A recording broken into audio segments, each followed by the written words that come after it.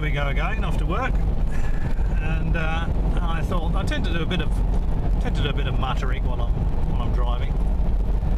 So I thought I'd continue muttering, as there seems to be lots and lots of little bits on YouTube about nothing in particular. I thought I might as well add to it, I suppose.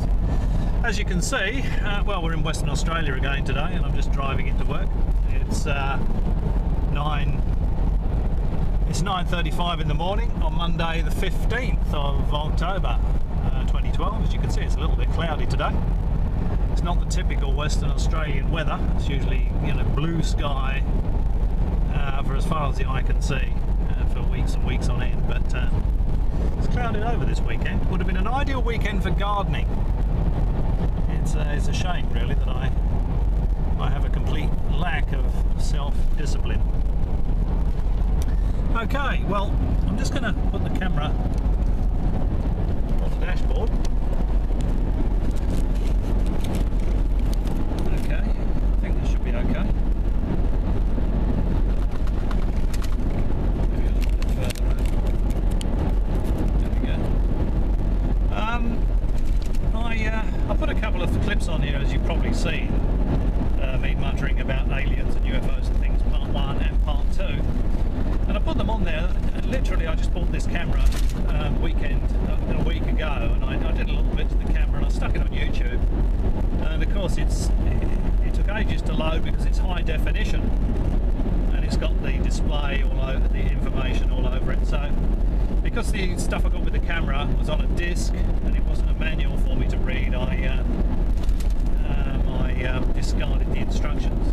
You know the old saying? If all else fails, fish the instructions out of the bin. So anyway, I rescued the disc out of the bin, put it in the computer and read it. So I've turned the display off and I've set the definition to standard. So hopefully this one's a bit better. And it will take a lot less time to load onto YouTube. And if you are Mr. YouTube, apologies for taking up so much of your cache space. Right. And now I've started talking to you. I've just come up behind a blooming car. What I was gonna talk about today is the Roswell incident. Supposedly an alien spacecraft crashed in the town of, or close to the town of Roswell, New Mexico, back in July 1947.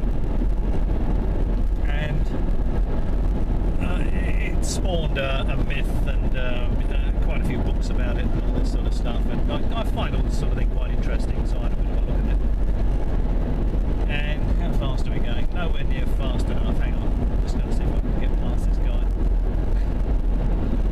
I do apologise for this commentary, I can't help it, but because I'm driving a car, the autopilot part of what I'm doing means that driving the car takes precedence.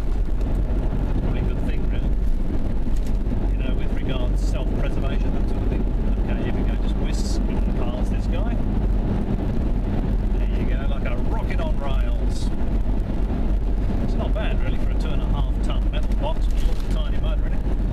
I mentioned that last week. Where was I? Roswell. Yes. So the cruise control looking good? Yes. Okay. Now,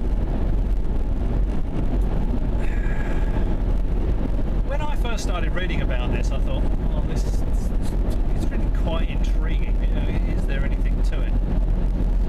And I thought chances are there probably weren't, because of a couple of factors. One, supposedly there was a disc. It was about 30 feet in diameter, and I thought, well, disc 30 feet in diameter, it's not going to be able to travel interstellar distances on its own.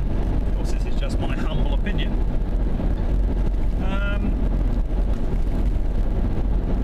If it was an alien spacecraft, it would have been some kind of scout craft.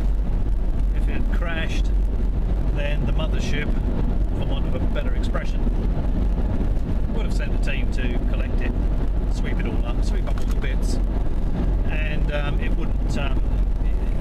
There's no one on Earth would have been able to prevent the recovery of that material and any alien bodies, if indeed there were any. With technology like that, they would have just swept it all up. No one would have been able to get near it and put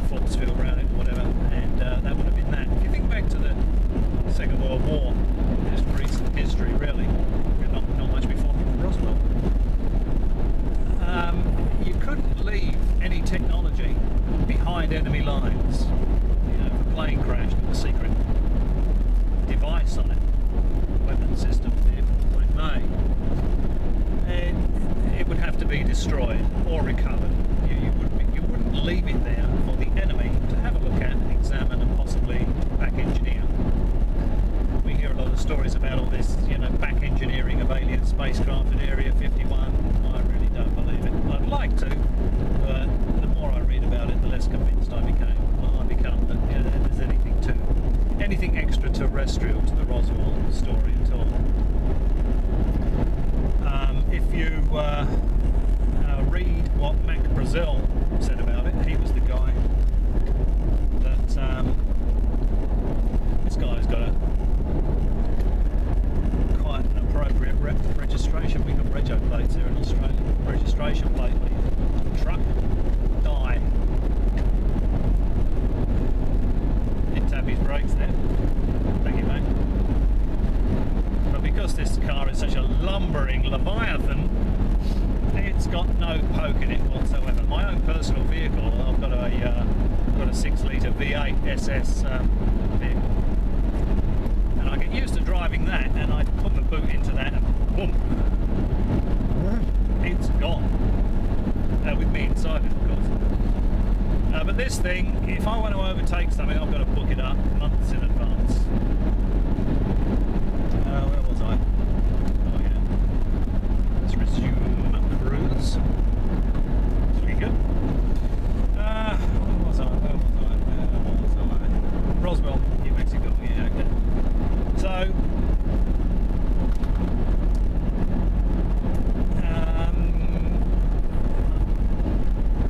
what Mac Brazil said was that, and you can Google this, it's on the net, he found this debris in his field. Now, he didn't pay much attention to it. That's how uninspiring this debris that he found was. And he went about his business, and he went into town, I think, some weeks later. And he heard there was a reward, because there was a bit of UFO fever at the time, a bit of disc mania because of Kenneth Arnold sighting the discs, the flying discs. And people were noticing discs around the place and this sort of thing, and there was actually a financial reward offered for capturing one. And it occurred to Brazil that this might actually be what he's got in his field. So he got the Sheriff Wilcox, and he went down there to have a look at it. When he closely examined it, well, me, I keep doing that. I've started eating this mega digestive breakfast cereal. It works. He described what he found as bits of tin foil, balsa wood sticks, scotch tape, some strips of rubber, a small fin glued to a surface. Now, I think I mentioned last week on one of the other bits that I did that doesn't sound very much like something you could fly around the galaxy in, to me. And some years later, I found out about this Project Mogul, and Project Mogul was based not too far away from Roswell, New Mexico.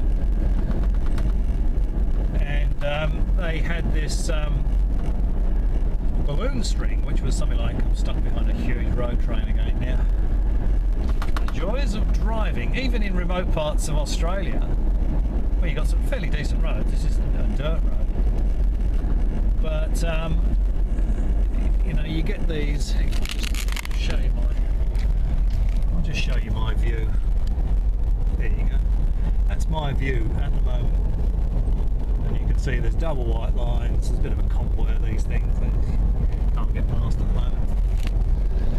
And my rubber things come from the bloody dashboard again. Straight.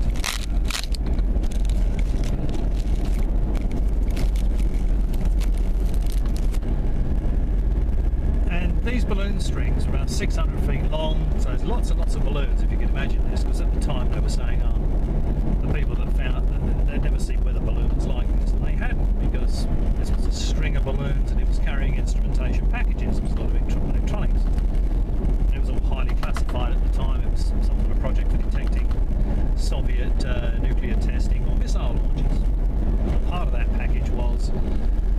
microphones. That was actually an acoustic device to listen for nuclear weapons testing and missile launches. Now, to be honest, I don't see how that would ever have worked. I think that package alone would have been enough of an embarrassment to the Americans. If anyone had ever found out about it, and that's what they were trying, that they would want that kept probably above top secret. And funnily enough, the stuff that the Mogul balloon was made of was tinfoil, balsa sticks, and there was actually a little thing with a flowery pattern on it as well that they found at Roswell, and these little structures with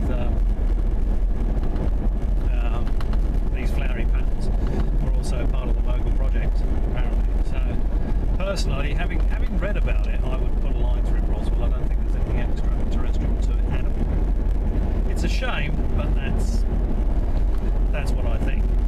And if you look at the stories that have emerged about Roswell over the years, you know, every book has more sensational claims. First of all, there was a UFO crash. That wasn't sensational enough, so I had to beef that up a bit. They did that by someone brought out another book, or I don't know whether it's by the same author. Because they found nothing at Roswell that resembled a propulsion system or anything else, just strips of rubber and bake over tin foil rather. Nothing that actually resembled a spacecraft. A second crash site had to be invented or discovered. As I'm driving, I won't be irresponsible enough to take both hands off the wheel. Imagine that discovered is in quotes. And then, of course, that had the propulsion system in it and everything else. And then that wasn't dramatic enough. So then at the second crash site, some dead alien bodies were discovered. Another best-selling book. Then a little bit after that, it all died down again. Not only at the second crash site where they found the wreckage with the propulsion system and the dead alien bodies, now there was an alien body. Sorry, a live alien. That's right, yeah, a live alien. So now they had a live alien. And I thought, where can it possibly go from here? Another UFO turns up and tries to rescue them, and that crashes, and they've got some more dead bodies and even more live aliens. And no, I thought this is just nonsense, really. I read a book. I better not say his name, so I'm not quite sure what the go is with regard to this YouTube stuff. But you're allowed to actually mention books and people by name. These bloody road trains. I'm doing 20 kilometres below the speed limit. 20 kilometres an hour below the speed limit, but the terrain doesn't allow me to pass. It's a very windy road, double white lines. Even in the middle of nowhere in Australia, road rage exists. Actually, I wouldn't say I'm enraged. I'm probably more miffed. I would say this is probably a, I don't know, 5 or 6 out of 10 on the miffometer. Anyway, I was reading a book written by a retired American Air Force colonel. Now that should probably give you a pretty good idea if you're into this subject of what I'm talking about. And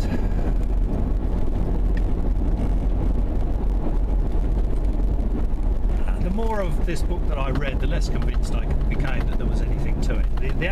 By the time I got to the end, I put a line through it as an absolute codswallop. He suggested that he was involved in distributing recovered debris from Roswell to technology. Sorry about that. But I'm trying to get past these. See, once you get two of these road trains, and then in front of that, there's some guy. He's on his wildflower. He's one of these wildflower wombles. Now, a wildflower womble is someone that's sweet. He's about 150 years old. He's got his wife Agnes with him. and he's got his Model T Ford or his Austin 7, and he's got his caravan hooked on the back, and he's going wild, looking at the wildflowers in the Australian Midwest of Western Australia, and he's tootling along, and he's probably having his Vegemite doorsteps sandwiches. Okay, no white lines. Can I see around? Actually, I can. But the road drops off fairly rapidly, and there could be something coming up that I can't see. So now there's a solid white line. Anyway, he suggested that he filtered these items into technology companies that led to the development of Teflon, stealth aircraft, fibre optic cables. It was interesting actually, because he said that there was the small glass tubes.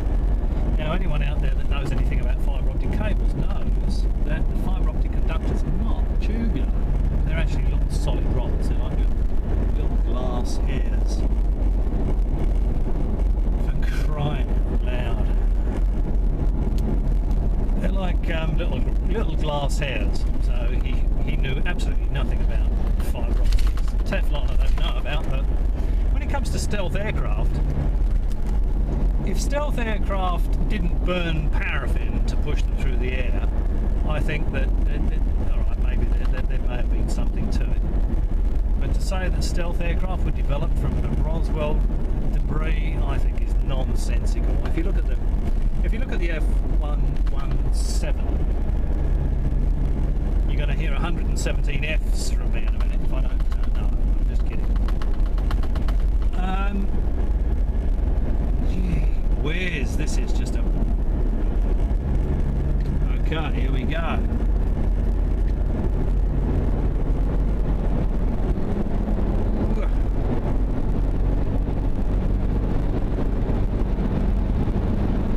Shouldn't be on the road, moron. Sorry about that. Just had to be said. There's a huge convoy. There's a guy down at the horse box. I reckon the horse should be driving the car. Huge convoy of cars behind him. You get around it in a V8 SS, yeah, you get around it no problem, but in this. Okay, clear road ahead. My view has changed completely. Resume cruise. Get comfy. And stealth. The F-117. So, the way that actually avoids radar is not by anything really clever. It's quite smart, but it's not brilliantly clever. It's got, if you look at a stealth 117, if you look at the front of it, it's got all those strange facets. The nose of it, it's got funny angled sides, and as it comes around the front, it's got some very, very funny facets on it. And the reason it's got that, and this is why it can't fly very fast, it's not a supersonic aircraft, because of the airflow around it, because of these facets, you can't get a decent airflow around it. So, so when a radar pulse hits the aircraft, it doesn't return a nice strong pulse in the direction that the pulse came from. So the radar beam sweeps around, the pulse radar beam, the echo is basically the radio signal that bounces back off the aircraft, doesn't bounce straight back to the receive antenna. The radar works by transmits a pulse, listens, transmits a pulse, listens. Obviously it does it very fast. So when the pulse hits the aircraft, it doesn't bounce back, scatters off at funny angles. So you either get no return to the radar, or you get a very small amount of energy reflected back to the radar. So they may not think it's an aircraft. They may think it's. I suppose you get a much smaller aircraft than 117.